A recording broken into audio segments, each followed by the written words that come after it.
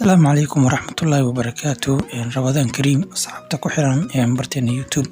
فضلا هذا كل عصب تاع القناة كان سبسكرايب نوصر aadi aad u mahadsantiin. Maanta waxaan rabaa inaan la wadaago sida la iskaga xiro muuqaalada iskood isku shidaya ee Facebook. markii soo furo Facebook kadibna waxaad tagtaa saddexda xariiq jimood ee dhinacan ka muuqda, kadibna hoos u soconaya ilaa ka tagtay setting and privacy meesha ku qoran tahay ku dhifanaysaa.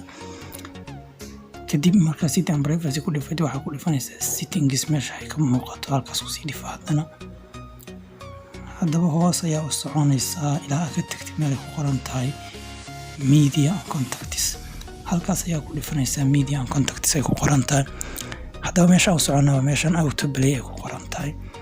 halkan haddii meeshan kore oo on mobile data on wifi iyo on wifi only meesha u horeyso nefa auto play videos. halkaas hoose ayaad tigta saaranaysaa oo ka dooranaysaa halka hoose nefa auto play videos ay ku qoran tahay. meeshaas markaad dooratid muuqaal dambe iskiisu soo shidima oo fasax laamaysa shiday adiga inaa shidid maahan. marka aad iyo aad u mahadsantihiin.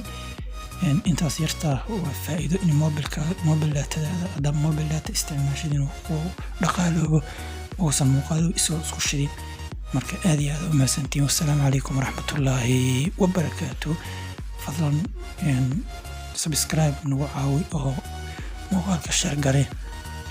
aad iyo aad u mahadsantihiin. bye.